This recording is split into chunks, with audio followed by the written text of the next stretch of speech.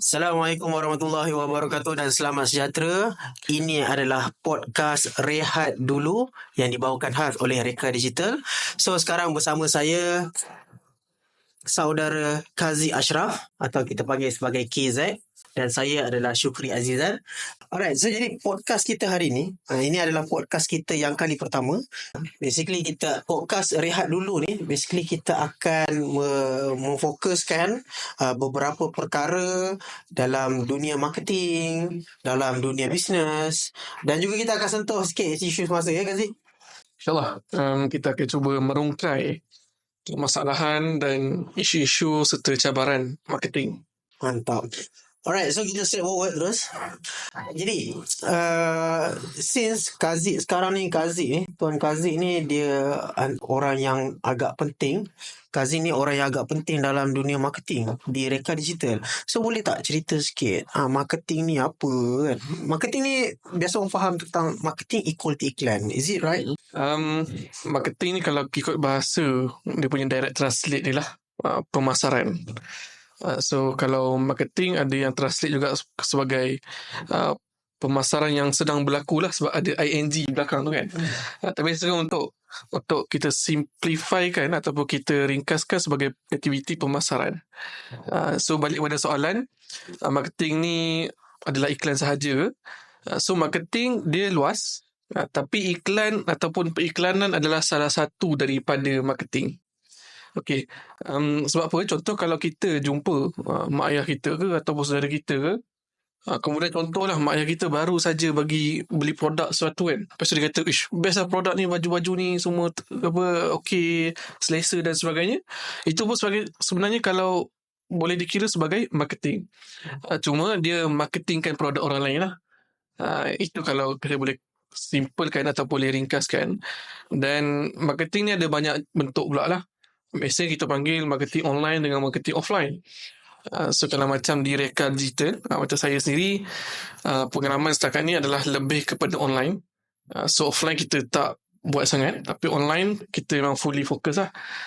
Dan ada juga orang dia hybrid, dia gabungkan online dengan offline. Sama ada dia start dengan online dulu, kemudian dia follow up dan sebagainya dalam offline, ataupun boleh jadi dia offline dulu. Kiranya orang datang ke kedai dia dapatkan nama dia ataupun nombor dia ataupun alamat dia, kemudian dia follow up melalui WhatsApp, email dan sebagainya lah.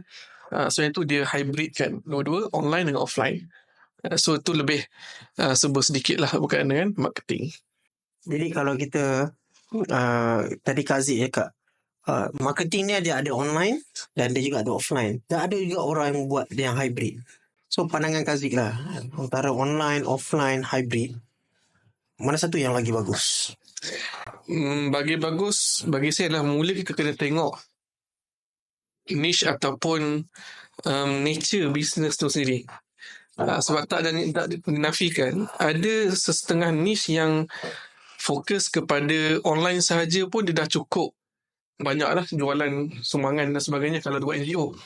Tapi kalau dia buat online dengan offline, dia lagi double triple. Sebab kat sini kita kena tahu setiap daripada niche atau bisnes dia ada satu sasaran pelanggan ataupun beberapa sasaran pelanggan yang berbeza. Ada produk ataupun niche yang dia selesa dengan offline sebab customer dia adalah orang-orang sekitar. Contoh kedai gunting rambut. So mungkin dia boleh fokus kepada offline, orang datang ke kedai dia, tapi dalam masa yang sama dia boleh juga buat iklan untuk reach orang sekeliling dia untuk datang ke kedai dia. So dia bergantung kepada produk dengan niche tersebut, dan dalam masa yang sama dia kena tahulah strategi dia untuk buat iklan tu online atau offline, apa yang dia nak capai sebenarnya. Ada setengah produk ataupun mungkin company yang besar lah kot, bila dia melaburkan dekat billboard, so dia memang ada allocation ataupun duit untuk dibakar di billboard tersebut.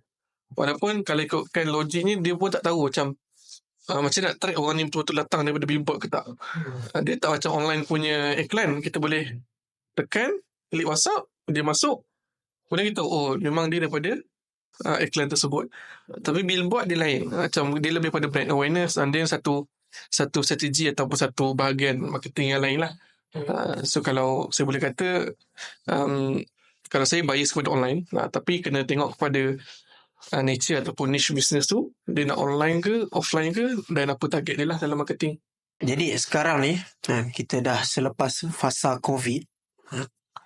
Orang kata siapa yang tertinggal online, dia akan ketinggalan banyak perkara lah. Adakah itu betul ataupun bergantung juga pada niche dan juga produk yang dikatakan tadi? Dengan keadaan sekarang, saya boleh kata sebenarnya almost semua bisnes kena masuk online. Walaupun sekadar dia post dekat Facebook ataupun IG. Dia tak semestinya masuk online, dia kena buat iklan. Jadi dia masuk online untuk nak katakan yang dia hidup. Bisnes dia hidup. Saya pernah jumpa satu bisnes yang dekat rumah saya lah, dekat Kuantan. Dia buat cream puff. Cream puff kan. Kemudian kalau ikutkan, dia tak adalah buat iklan sangat. Dia lebih starting dia kepada mulut ke mulut. Kiranya orang order kat dia. Lepas tu member dia beritahu orang lain dan makin ramai lah sampai kepada abang saya lah. Abang saya yang selalu beli cream puff tu. Tapi bila saya tengok dia punya Facebook ataupun IG, kita boleh check kan iklan dia buat iklan ke tak. So bila kita check, sebenarnya dia tak buat iklan pun. Tapi memang FB ataupun IG dia memang aktif untuk posting setiap hari. Posting. So dekat situ pun kita tahu, maknanya dia masih buat lah dan dia masih hidup. Dia beza kalau macam contoh kita buat bisnes, kemudian kita tak update dah lama. So orang bila nak pergi ke kedai tu pun macam hidup lagi ke kedai ni.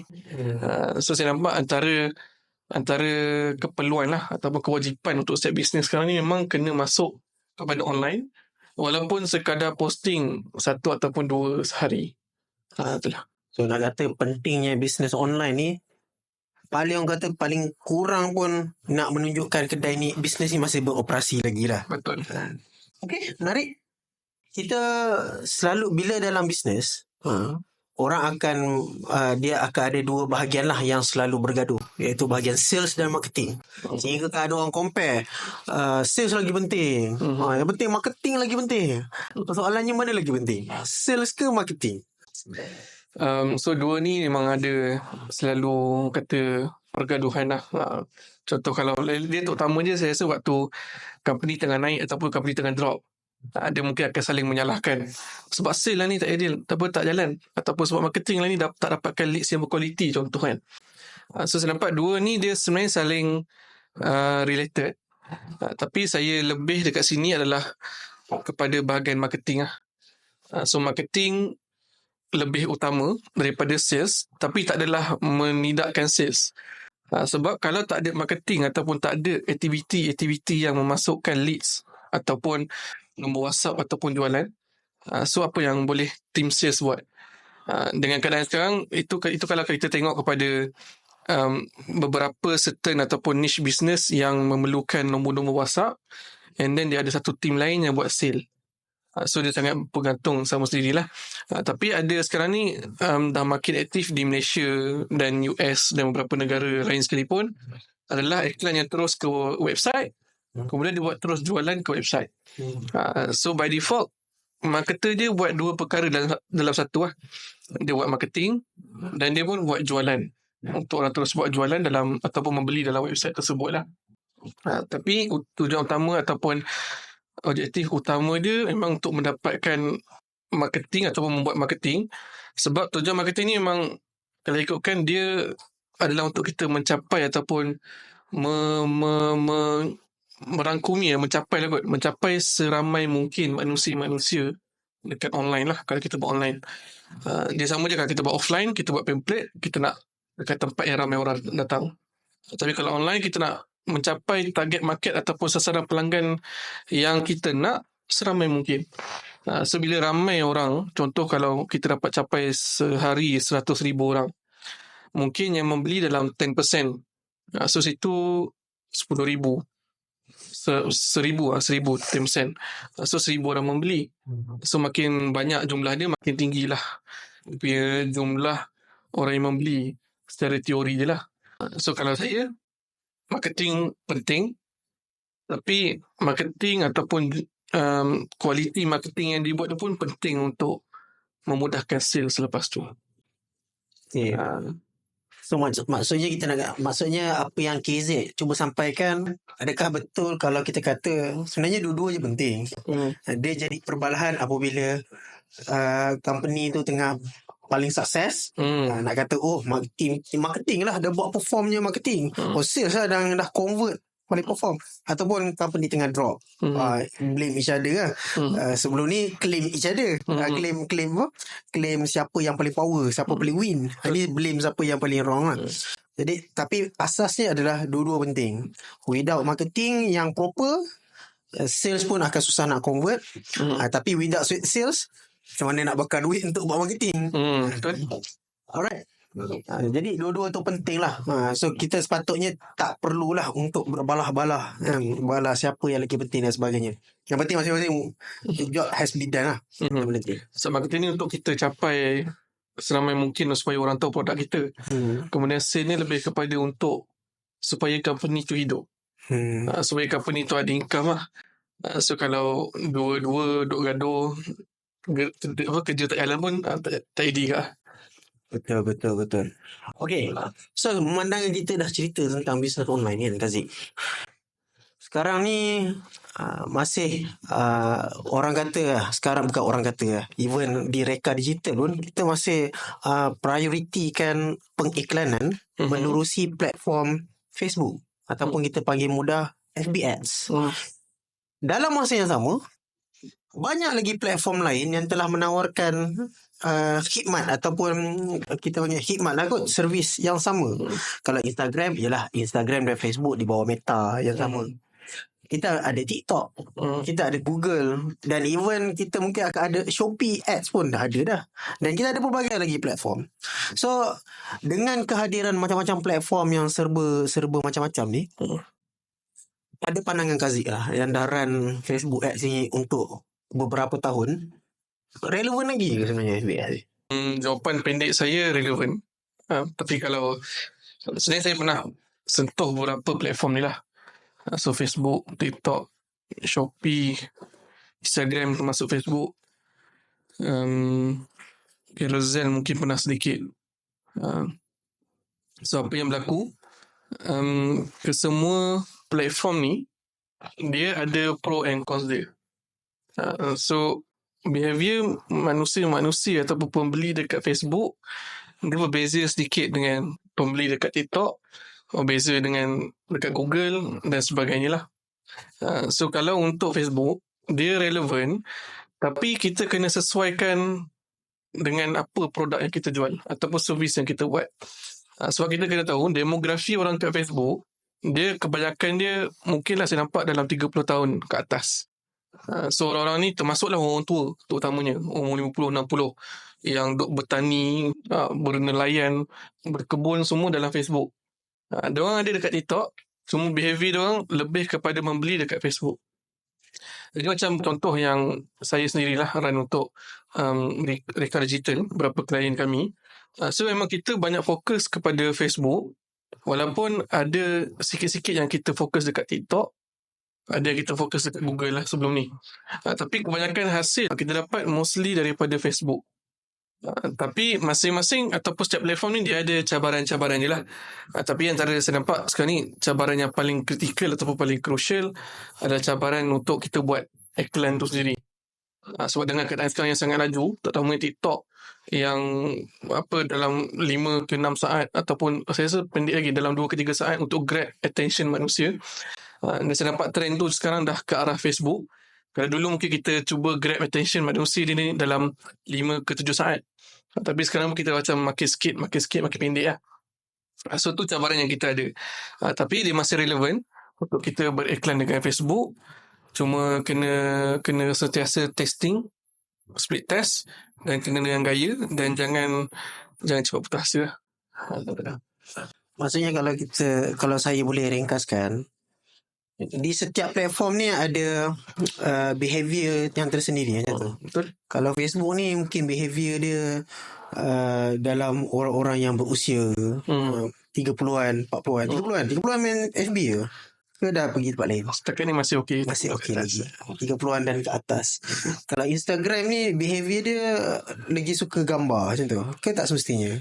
Sekarang kalau ikutkan dia dah more on video kat kedua platform. Sebenarnya semua platform dah ke arah video, kecuali platform yang tak boleh nak divideokan lah, macam Google Search ke apa kan. Carousel still gambar. Untuk mudah pun rasa still gambar, tapi yang lain dah ke arah video lah. Okey. Dan kalau macam tu, so setiap platform sebenarnya lagi membezakan platform tu selain daripada behavior adalah demografi tu sendiri lah. Betul. Dan kalau saya boleh tambah sikit, berkaitan dengan video ataupun gambar ni pun, dia bergantung kepada niche ataupun produk ataupun servis yang kita buat juga. Saya pernah run untuk beberapa kempen. Ada kempen yang dia okey dengan poster. Kiranya bila kita run poster, orang faham, orang masuk, orang terus buat pembelian lah. Ataupun orang terus masuk ke WhatsApp. Antara yang saya pernah run tu ni yang selama produk-produk untuk jeragat lah. Jeragat ataupun skincare. So memang bila saya run tu, kita guna video. Video tu memang review daripada artis dan sebagainya. Tapi tak jalan. So bila kita buat poster, kita adjust sikit, okey pula. So itu yang menarik lah. Lepas tu bila saya kata tadi, memang kita kena poster dengan video ni pun kena split test dengan, bagi saya agak agresif lah.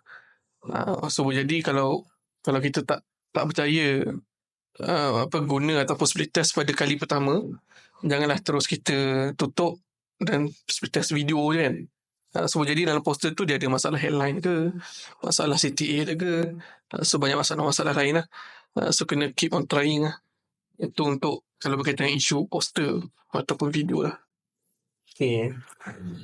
Dan kalau dan satu lagi, biasalah orang kata memandangkan kita tengah sebut tentang FBS ni masih relevan atau tidak. Okay. Orang kata kalau pembelian yang bernilai tinggi, dia masih okey di Facebook, tetapi bukan di TikTok. Meskipun TikTok ni adalah platform yang sekarang ni orang kata tengah panas lah, misal macam pisang goreng. Even kalau cari jawatan kawasan konten yang video tu, apa nama yang tukang rakam video tu, yang content creator seorang lagi, live streamer. Live stream tu pun pergi ke TikTok lah.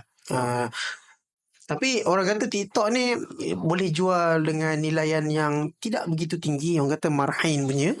Is it correct ataupun sebenarnya dia bergantung? Berkaitan dengan itu, saya tak boleh nak kata lebih lah, sebab saya lebih kepada Facebook. Cuma kalau tengok kepada pembelian dia tinggi ataupun tak, kalau setakat yang saya tengok kepada kawan-kawan marketer yang lain, so ada je yang perform dekat TikTok. Dan ada je yang dulunya daripada Facebook pindah ke TikTok, lepas tengok macam TikTok tak boleh pergi, masuk Facebook balik. So untuk tu saya tak boleh nak ulas banyak. Cuma apa yang saya boleh kata, setiap platform dia ada dia punya behavior dia. So jadi untuk geng-geng dekat TikTok ni, mungkin dia lebih kepada geng-geng uni atau geng IPT dan sebagainya. So mungkin dia punya behavior adalah lebih rancak waktu mula-mula budak-budak ni masuk uni. Ialah duit PTN dan sebagainya kan, Allahualam. So mungkin berbeza dengan Facebook pada setiap bulan hari gaji dan sebagainya. Dan TikTok pun ada juga geng-geng yang dah bekerja dan lain-lain ni lah. Cuma saya nampak setiap platform dia ada market dia ada potensi dia.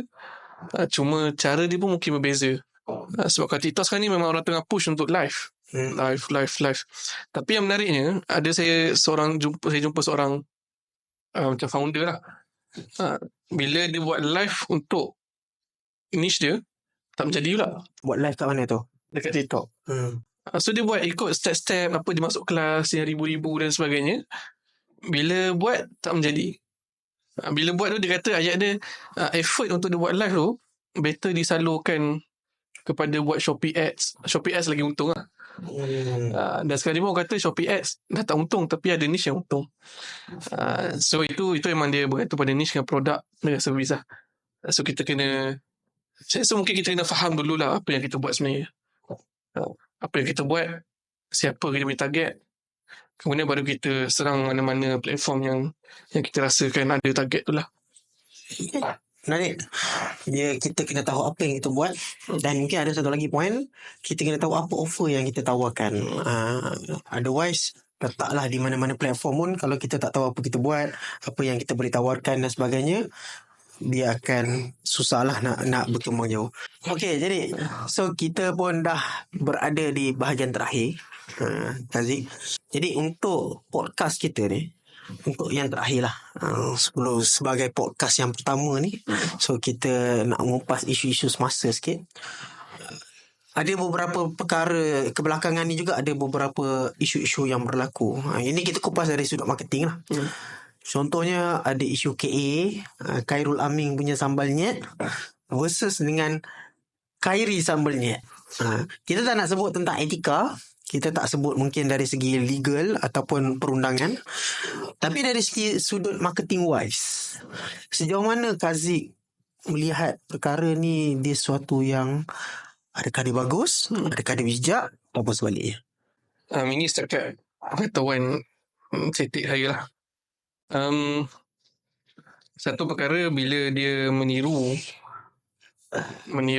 apa yang dibuat oleh Khairul Aming tu, memang dia salah lah.